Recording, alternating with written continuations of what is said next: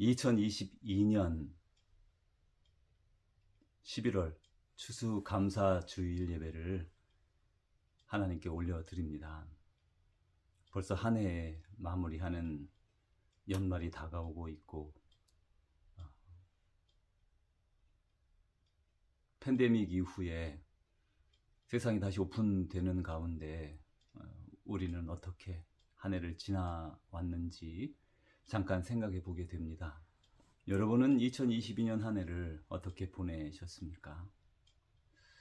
만약 여러분이 저에게 조 목사 그래, 당신은 2022년 한 해를 어떻게 보냈는가 물으신다면 여러 가지 많은 일들이 있어서 제가 어떻게 한마디로 간단하게 답변 드리기가 어렵겠다 생각을 하면서, 저와 마찬가지로 여러분 모두 2022년 한 해에 여러 가지 우여곡절을 경험하셨고, 또 어쩌면 지금도 그런 과정 가운데 있으신 줄로 압니다. 그래서 단순하게 한마디로 2022년이 어땠다 라고 표현하기에는 아쉬움이 많으리라 생각합니다. 그렇습니다. 우리 인생은 기쁨과 즐거움, 행복과 미소와 웃음이 우리 가운데 가득할 때도 있지만, 때론 예상치 못한 인생의 쓴맛을 볼 때가 있고, 그리고 자주 사단의 유혹과 마귀의 방해로 말미암아 우리가 어려움을 겪을 때도 있으며, 그 가운데 인내함으로 승리해야 하는 것이 우리의 오늘의 삶의 자리가 아닌가, 그렇게 생각을 해봅니다. 저와 여러분은 존귀한 사람입니다. 우리가 뭐 그리 존귀하다고, 우리 같은 사람 한둘이겠습니까? 세상에 보면 저 같은 사람, 또 사실 별것 아닌 우리 한 사람 한 사람 존재라고 인식이 되어지지만, 사실 우리 하나님 말씀 가운데서 진실을 살펴보면 저와 여러분은 하나님이 정말 아끼시고 사랑하는, 얼마나 사랑하시는가 하면 외아들, 독생자라고 하는 외아들, 하나님의 외아들 예수 그리스도까지 희생시키셔서 그의 생명의 대가로 우리의 생명을 얻으신, 그러니까 그렇게 해서라도 우리를 구원해 주신 하나님의 사랑을 받은 존재들이라는 것을 생각하면 우리가 얼마나 크게 하나님께 존귀함을 받은 자인가라는 것을 다시금 깨달을 수가 있어요. 신신학자 시므온이라고 불리우는 분이 이렇게 말했습니다. 회개와 죄의 고백을 통해서 모든 죄를 용서받았다면 우리에게 사랑과 감사와 겸손을 가져올 것이다. 마땅히 받아야 할 고통에서 해방되고 양자가 되고 영광과 하늘나라가 주어진다. 이것을 항상 기억하라. 스스로 경계하라. 그러면서요, 이런 말씀하셨어요. 그리고 우리를 눈에 보이는 모든 피조물보다 존귀하게 하신 분이 한층 더 큰 존귀를 상으로 주시며, 뭐라 그래요? 세상의 모든 피조물보다 우리를 더 존귀하게 하신 분, 그러니까 이미 우리는 모든 피조물보다 존귀하게 되었다라는 것을 말씀하셨고요. 그러면서 한층 더 큰 존귀를 상으로 주시며, 우리를 자신의 참된 친구라고 말씀하시게 하려면 당신이 하는 모든 일에서 하나님께 영광과 존귀를 돌리려고 노력하라. 이제 우리에게 이렇게 존귀함을 받은 자로서 더 큰 존귀를 상으로 준비하신 이에게 그분께, 하나님께 영광과 존귀를 돌리려고 노력하라. 그리하면 우리는 더욱더 존귀하게 될 것이다. 이렇게 말씀하잖아요.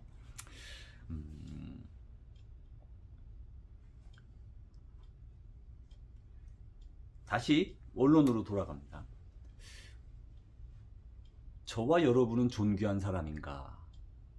이렇게 질문을 던지고 나면, 존귀하다, 그게 어떤 의미인가? 또 누구에게 존귀한가? 그런 내용들을 생각을 해보아야 우리 자신이 존귀한 사람인가 아닌가를 더 잘 알 수가 있어요. 어느 부모도 아무리 잘난 세상의 다른 자식들을 보고 존귀하다, 물론 그렇게 생각하겠죠. 그러나 자기 자식만큼 존귀한 자식은 그들에게 없습니다. 분명 그 자녀가 다른 어떤 자녀보다 뭐 똑똑하고 지혜롭고 그렇지 않을 수 있어요. 그렇지만 그 부모에게 그 자기 자신의 자녀가 가장 존귀하거든요. 그리고 우리는 하나님께 있어서, 누구요? 하나님, 우리 아버지 하나님. 우리가 원래는 그냥 사단과 마귀에 사로잡혀 그들의 그 문화 속에서 갇혀서 그 자기가 속한 문화의 풍습에 따라 살아가던 우리들이었는데, 그리고 그 문화와 그 사상은 사단이 붙잡고 있었는데, 그 땅의 권세를 가진 자에게서 우리를 구원해 주시고 예수 그리스도를 믿음으로 말미암아 우리의 죄를 다 사해 주시고 성령님으로 우리에게 충만케 해주시고 새 생명을 주시고, 그리고 하나님의 백성으로, 더 나아가 하나님의 자녀로 삼아주시면서 우리의 신분이 급속하게 상승하게 됩니다. 땅의 사람에서 하나님의 사람으로 변화된 것입니다. 내가 스스로 그렇게 무엇을 성취한 것이 아니라 우리가 예수 그리스도를 믿고 신뢰함으로 말미암아 하나님은 우리를 양자로 삼아주시고 우리를 존귀하게 하신 것이에요. 누구에게 우리가 존귀합니까? 사단에게요? 아닐 겁니다. 사단은, 마귀는 우리를 보면 원수로 여깁니다. 여러분은 누구의 원수예요? 사단과 마귀의 원수예요. 우리는 사단과 마귀의 원수입니다. 반면에 우리는 하나님의 존귀한 자녀인 것이에요. 그래서 우리는 하나님에게 존귀한 자들이고 하나님의 형제자매들에게 존귀한 사람들이에요. 세상에 무엇을 많이 가졌건 갖지 못했건 지금 그런 것 관계없어요.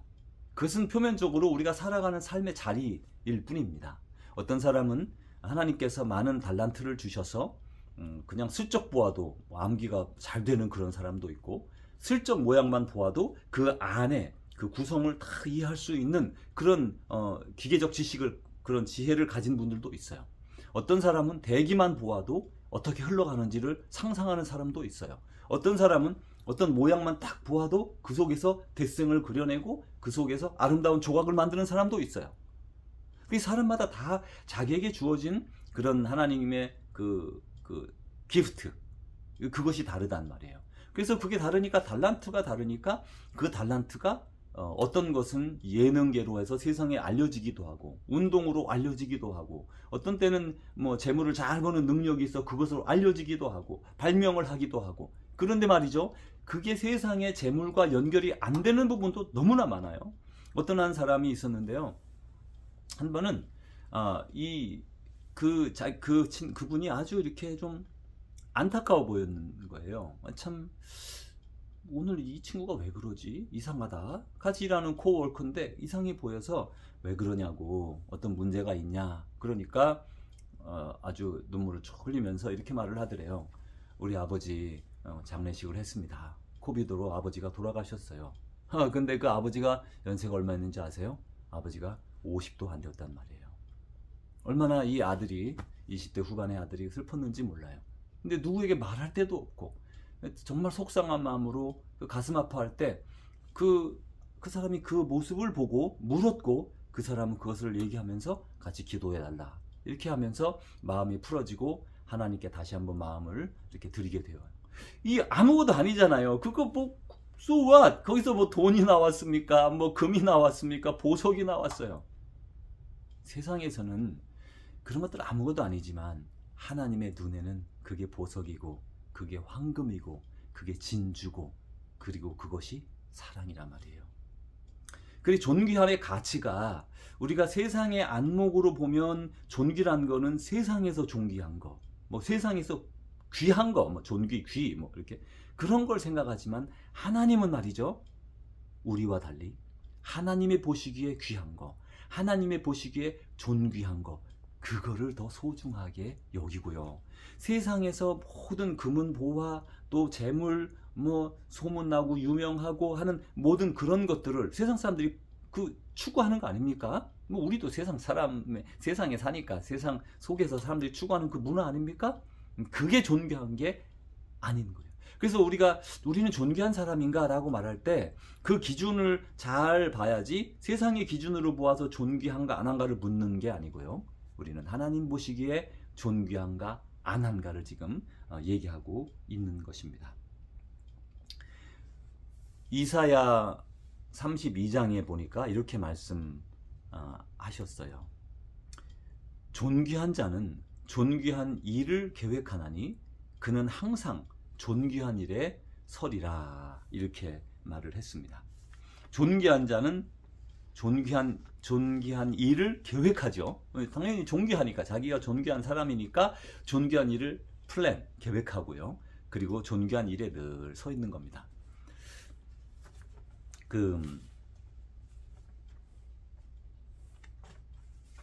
여기서 그 존귀한이라는 그 번역을 현대인의 성경에서는 고상한 사람이라, 고상한 일이라 이렇게 말을 했더군요.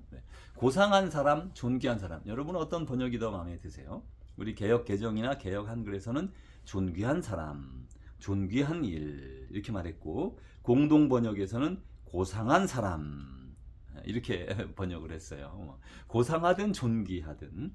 이제 그 영어 성경에서는 NIV에서나 또 NRSV, New Revised Standard Version, 그게 가장 그 원어에 가까운 번역이다, 직역이다 이렇게 말을 하거든요. 근데 거기서도 둘 다 the noble plan, noble thing 이렇게 말을 합니다. noble이라고 말합니다. noble, 존귀하다, 뭐 고귀하다, 다 그렇게 되겠죠.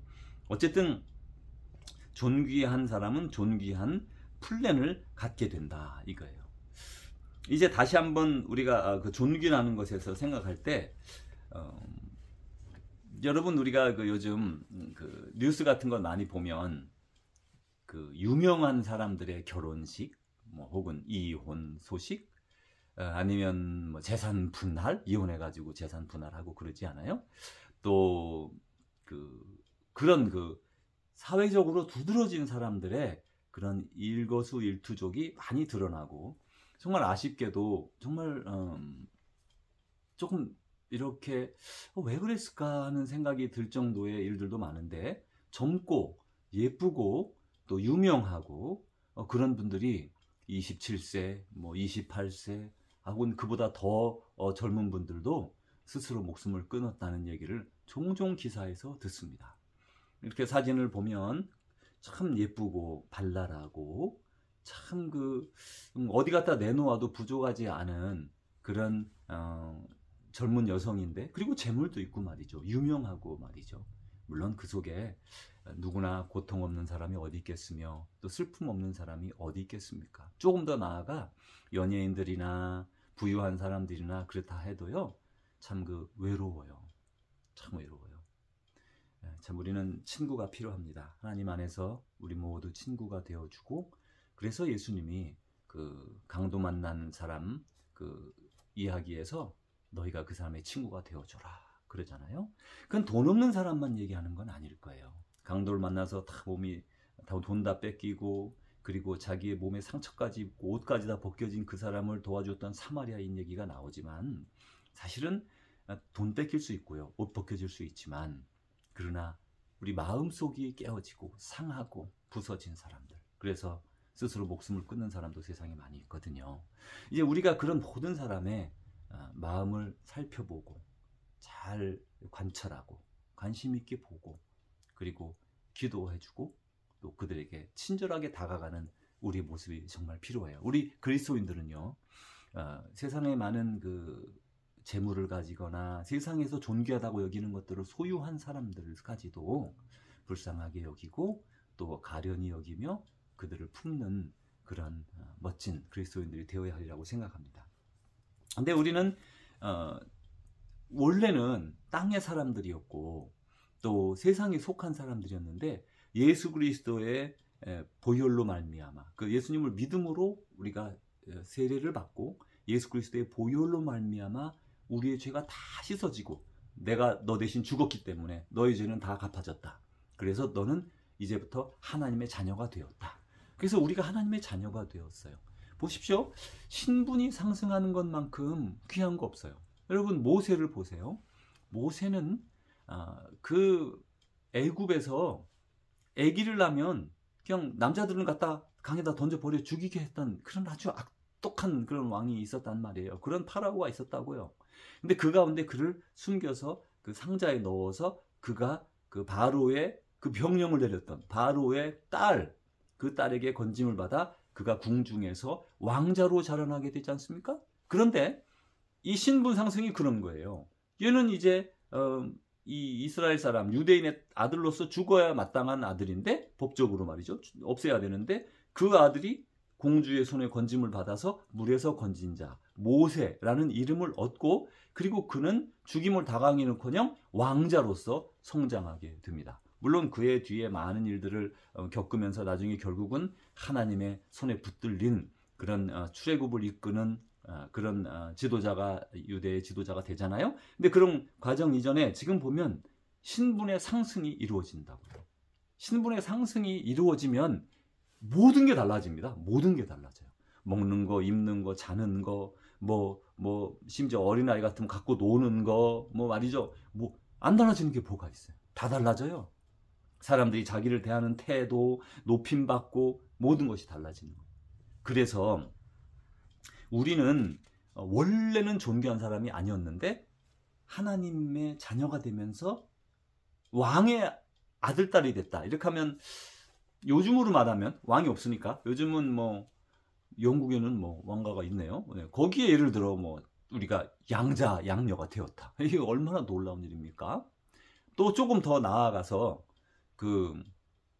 얼마 전에 사우디 왕자가 한국에로 왔다 갔다 그러잖아요. 그럼 그 왕자의 양자, 양녀가 되었어요. 말할 수 없죠. 얼마나 많은 돈과 재물과 그런 걸 가지고 호의호식하며 그렇게 다른 세상으로 살아갈까요? 존귀함을 받겠죠. 또 그런데 그런 것이 아니라 대통령의 양자, 양녀가 되었다든지 말이죠. 근데 그게 아니라 그 정도 레벨이 아니고, 이 우주 만물을 창조하신 하나님, 다스리시는 하나님, 그분의 양자와 양녀가 된 것이에요. 이건 우리가 그렇게 헤아릴 수 있는 정도가 아니에요. 이 땅에서만 해서 끝나는 게 아니라 온 우주 만물, 우리의 생명까지도 주관하시고 다스리시고 심판하시고 이끄시는 그분의 양자로 양녀가 되었고, 이 땅에서부터 이미 양자, 양녀로 살면서 하나님의 나라로 이끌림을 받아가는 것이에요.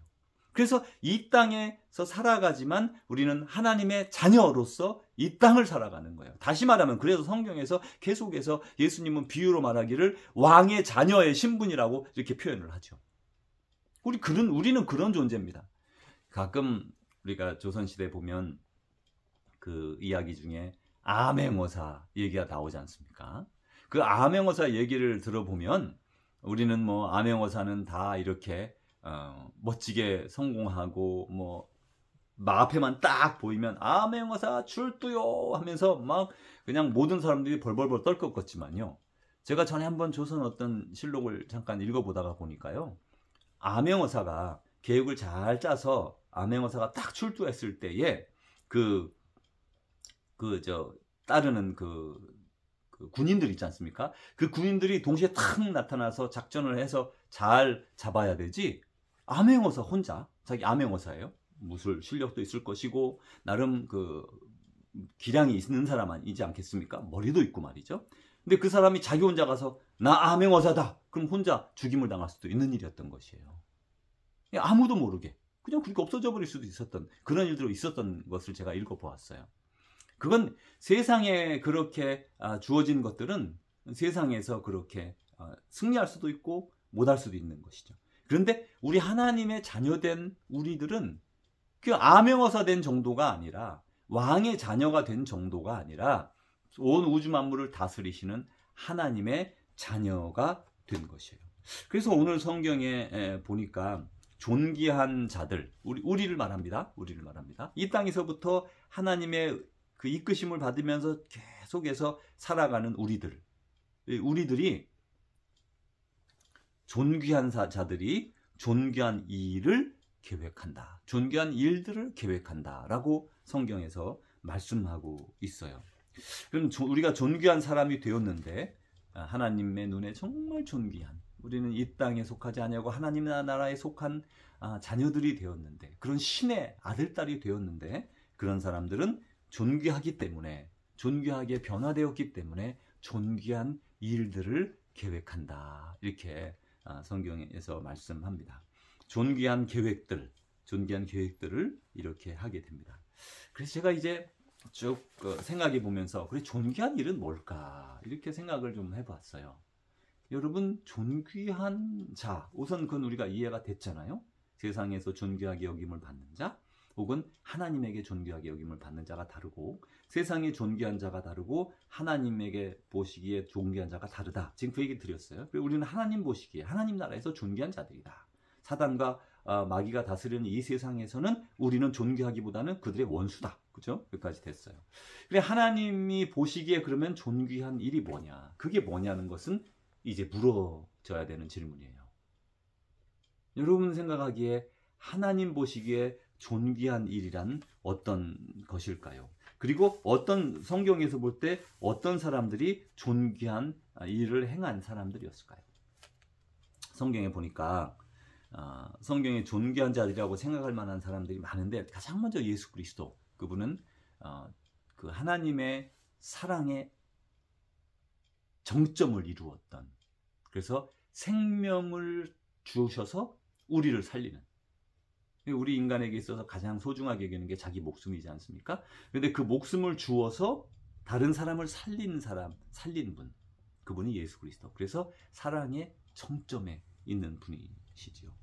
이런 예수님, 또 아브라함 같은 사람, 자기의 인생의 그 도시에서의 그런 삶을 다 버리고 하나님께서 날 따라라 라는 그 길을 어디로 가는지도 모르면서 이렇게 쭉 따라갔던 아브라함, 그의 인생 그 걸음걸음 하나하나가 존귀했다, 이렇게 생각할 수가 있어요. 물론 그 과정이잖아요, 인생은. 그래서 그 과정이, 우리가 아브라함의 인생을 볼 때 어느 날 갑자기 뚝 하고 마술처럼 그 젖과 꿀이 흐르는 약속의 땅, 유다 땅으로, 예루살렘으로 간 건 아니에요. 그 과정을 통해서 어디에서 얼마나 묵고, 어디에서 또 지내고, 어디에서 싸움이 붙고, 뭐 어떤 일이 발생하고, 이런 과정을 다 지나가는데, 그의 인생길이 참 존귀한 것은 하나님과 함께 했기 때문에 모든 그가 손대하는 일이 존귀하게 됩니다. 하나님과 함께 하면요, 하나님이 그에게 그의 눈을 열어서 하나님의 마음을 보여주시고, 하나님의 뜻을 가르쳐 주시고, 하나님의 마음이 가는 곳을 열어주시는 것이죠. 그래서 그가 손대어 하는 것이 존귀한 일인 거예요. 왜냐하면 하나님의 마음이 그 안에 들어가 있으니까, 하나님의 뜻과 생각이 있으니까, 그걸 보고 그 뜻대로 하니까 존귀한 일들을 하게 되는 거예요. 그 존귀한 사람은요, 성령 가운데에서 하나님의 일은 존귀한 일인데, 하나님의 일을 이루게 되면서 존귀한 계획을 하게 되고, 그 일을 이루면서 일생을 살아가게 돼요. 모세 같은 경우도 그렇고요, 다니엘도 그렇고, 또 선지자들, 사도들이 그렇게 자기의 것을 희생하면서 하나님이 주신 뜻대로 한 걸음 한 걸음 걸어가는 존귀한 삶을 살았던 거예요.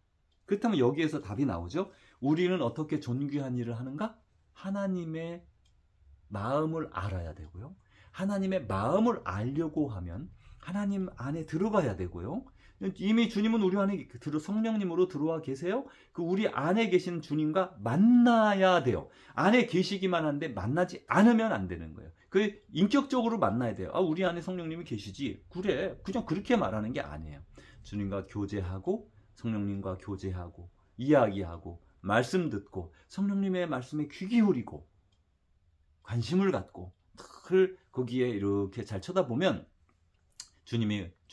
우리의 마음을 통해서 아버지가 원하시는 것을 보여주시고, 그것을 이루시게 되는 것이지요. 이제 우리가 존귀한 사람이다, 우리는 존귀하게 되었다, 이렇게 말하고 나면 사실 좀 우리에게 그 찜찜한 면이 이렇게 조금 있는데, 그게 뭐냐면, 우리는 우리 자신의 부족한 면을 잘 알고, 우리 자신의 이미 지나간 과거에 했던 실패, 또 하지 말았어야 되는데 내뱉은 정말 바보 같은 말들, 후회스러운 말들, 후회스럽게 그때 절대로 화내서는 안 되는데 흥분하고 화를 내서 막말하며 그런 가슴 아픈 일들이 우리에게 다 있지 않습니까? 그런데 또 어전 때는 우리가 범죄했었고요. 지금도 그것이 우리 마음을 두드리고 우리를 죄책감으로 몰아가고 말이죠. 슬프게 만들고 낭망하고 좌절했던 일도 아주 많은데 낭망하고 좌절하는 건 그리스도인들에게 있어서는 하나님을 멸시하는 일이에요.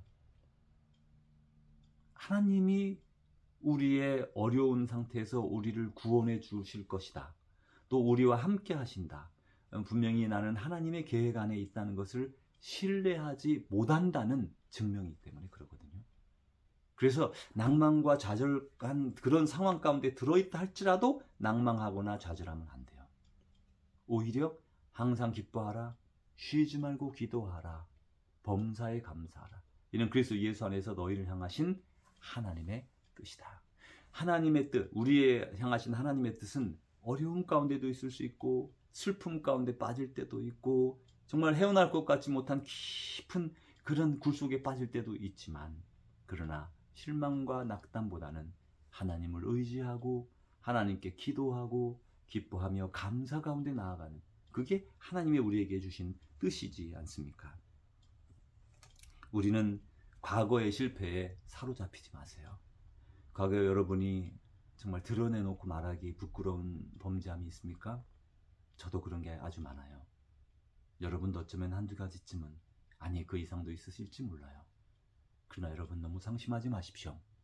우리 아버지 하나님은 이미 다 아시고 그런 것을 용서해 주시는 분입니다.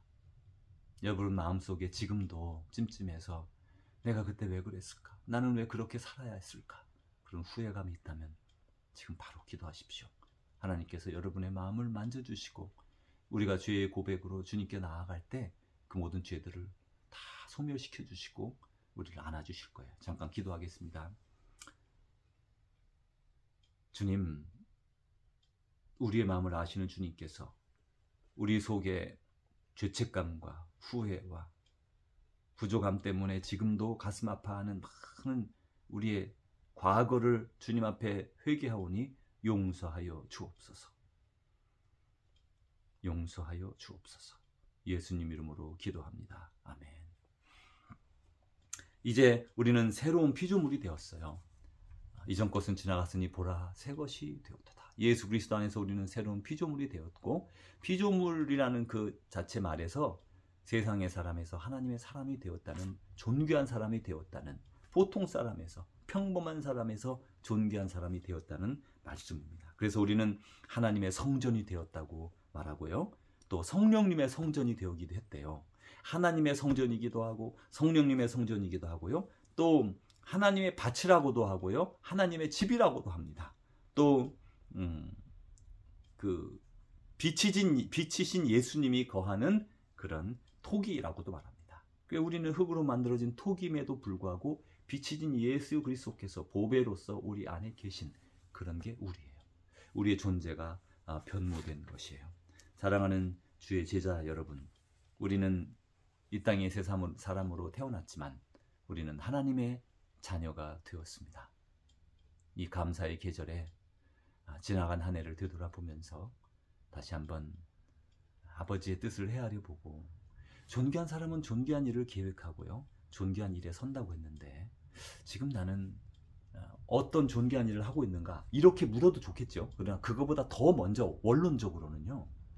나는 하나님 말씀을 듣고 있는가? 하나님과 교제하고 있는가? 하나님의 뜻 안에 있는가? 그걸 물어야 돼요. 우리가 하나님 안에 있으면요. 나도 의식하지 못하는 사이에 나는 하나님의 뜻을 행하고 있고요. 하나님의 뜻에 살아가려고 노력하고 있고요. 그리고 하나님의 뜻, 하나님의 그 마음은 존귀한 것이기 때문에 그래요. 우리가 이 땅에서 살아가는 이 하나님의 길 가운데, 예수 그리스도의 길 가운데 늘 존귀한 일을 우리 손으로 만지고 이루고 또 행함으로 하나님을 기쁘시게 하는 그런 이 땅의 삶이 되어지시기를 주님의 이름으로 축복합니다.